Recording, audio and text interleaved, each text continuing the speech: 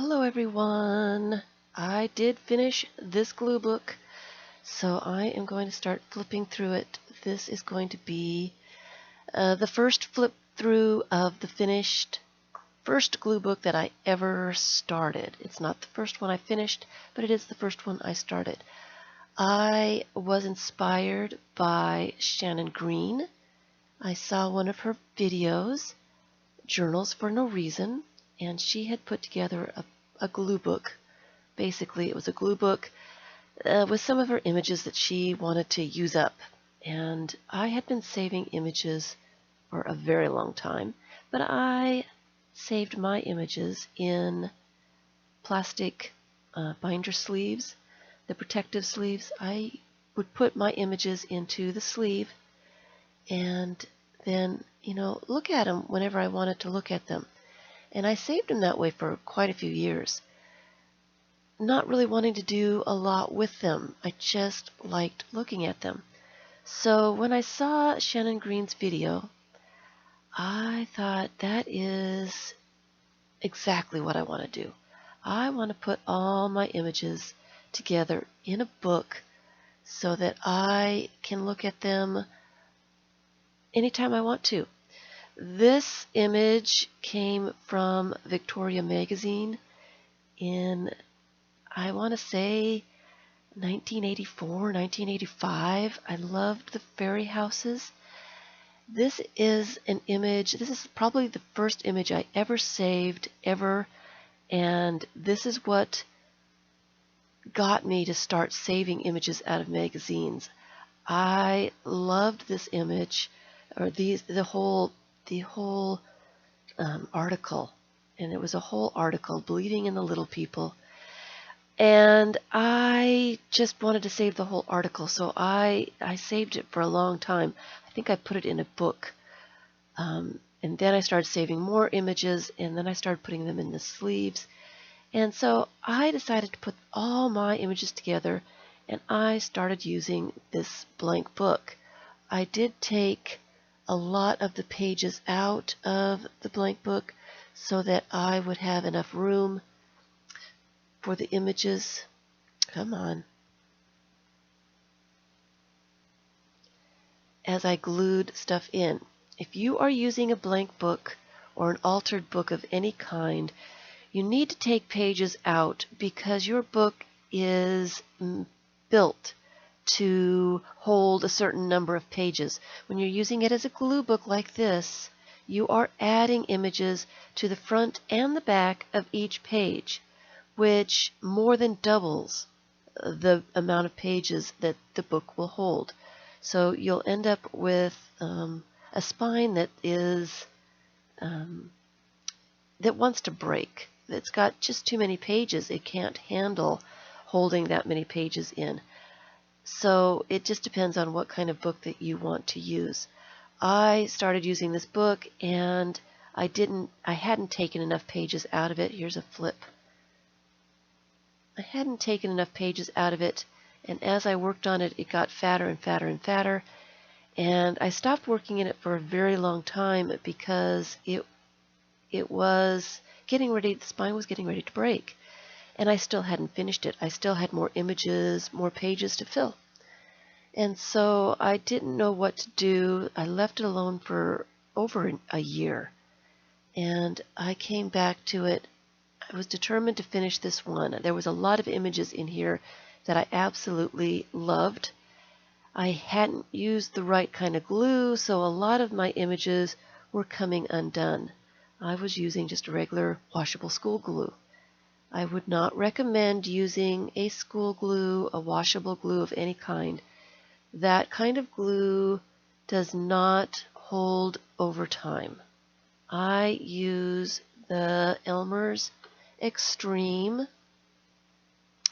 and I have found since I've started using this, I have had absolutely no problem with my images staying where I want them to stay. I really like that. I do have a video out showing how I glue images, how I get the air bubbles out from underneath them and stuff like that. So I will try to link that video to in the description box below. But so I had images that were coming off, and I had too many pages, and so I decided just to go ahead, tear off some of the images that were coming off anyway, and I glued some of the pages together to make less pages, and that helped me finish the book quicker, and it made the book a little bit more happy, so the spine isn't feeling like it's going to burst. And I don't think that I will work, well, I do have another glue book in a blank book that I did start shortly after this one, and I would like to finish that one as well. But I really like to work in just signatures, and I'll just stop for a second. What I mean by that is I put papers together and I sew them with a 3-hole pamphlet stitch, and I work collages and glue books and art journals in just signatures, and then when I get the signatures finished, I go ahead and I sew them into a book. And that way the pages can have as much stuff on them, they can get as fat as they want to get, and I don't have to worry about the size of the book not being big enough to hold my signatures. So I have started working just in signatures and not so much working in already built books, blank books or that kind of thing. So that's where I am going with this. I enjoy doing glue books. It is really a nice way to display collected images so that you can go back and look at your images. I like putting them together. I like kind of making a magazine with just pictures. I love looking at images, and this is the perfect way, just a simple way to put images together so that I can look at them. It's one of my favorite ways to collage. It is really easy. Some of the pages do have a little bit of a theme going on, but most of them are completely random images. A lot of times they're just images that fit that space. Oh, here's one that fits that space, that border. So I will just put images together because it's the right size. I do like to start my glue book pages with larger images down on the bottom, and then I like to add smaller images to fill in the white spaces. I find that works a little bit better for me if I start with the larger images and then work up to medium and then small. And then I'm not covering up something that I had saved and I want to look at. I'm not covering up these little images with a bigger image because I want it on that page. So that's what I do. There are no rules for glue books. Most people, I would call this one a traditional glue book. Most people use just magazine images or travel brochure images, catalogs, things like that. But you can add more things. Candy wrappers, here's one right here. Ephemera of any kind can be added to these books. Washi tape, anything that you can think of. These are printouts, ticket and money. Anything that you can think of that's paper can go into a glue book. And my definition of a glue book is a structure, a book, a signature, or even just a single piece of paper that you glue other pieces of paper onto. So it can be any kind of paper that you're gluing into any kind of structure. And I will be doing glue book, basic information glue book videos. I'm not sure exactly how many parts it will be. I'm trying to keep them a little short so that more information in smaller bites, so that you don't get overwhelmed with too much information in a single video, and makes it a little bit easier to watch sometimes if they're just small little bits here and there. This is one of my favorite pages. I did add a little bit of stuff to it recently, and I have posted this page in a few different places. Still, it's one of my favorites. So here's one of the themes, the color themes that I did. And so I will be doing those videos very soon. I'm hoping to start them today. I don't want to put just part of them up, so I will finish all of the videos before I put them up. And I will discuss structures, different kinds of books to use.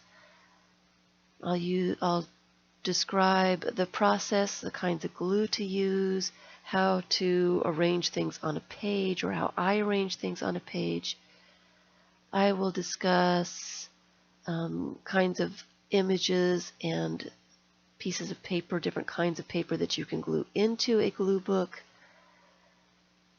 I'll discuss themes. I'm going to discuss images themselves, how to store images. I get a lot of questions about how I store my images, and I do have quite a few different ways that I store images. So I will be addressing all those kinds of questions in these videos. And since it is Glue Book January, I declared the month of January for myself to be Glue Book January. It's because it's such an easy thing to do. There's not a lot of supplies needed, and it can be something that you can take from room to room without too much trouble. You can take it on trips. Very easy to do all kinds of different glue books. They can be as simple or elaborate as you want them to be. They are whatever you want them to be. There are no rules. You can use anything that you want. You can use your very own definition for a glue book, and that is perfectly fine. So this is a photograph that I printed out. It's actually my son's hands quite a few years back, more than 10 years back, and he loves doing sparklers. And store-bought, ephemera is, we buy this stuff and then we like looking at it, but what do we do with it? Glue books are a perfect way to use up some of our stuff that we have and not really sure what to use. What do we do with this stuff? So I love glue books. They are one of my favorite things, one of my all-time favorite things to work on. And so I've got many, many different variations of glue books, and I will, with this video series, I will also show my list of glue book variations that I am working in. So they're really easy. They're really fun. And they've been around for a long, long time. So, but they probably weren't called glue books. I remember doing glue book pages in grade school, and I am over 50, so it's been a while. So it's been around for a long, long time. This is not a new concept, but a lot of people who do this kind of thing don't realize that people have a name for it. And so it's not a new thing. People call it many, many different things. I've heard it called an idea book or an inspiration journal, a picture book, a glue book, an image keeper, a collection keeper. I have a scavenger hunt book.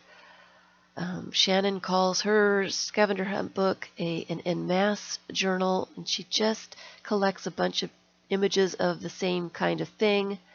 and puts them all together on a page. There's so many different variations of a glue book, and they are called so many different kinds of things. So I think that's it. That's my flip through for this glue book. It's all finished.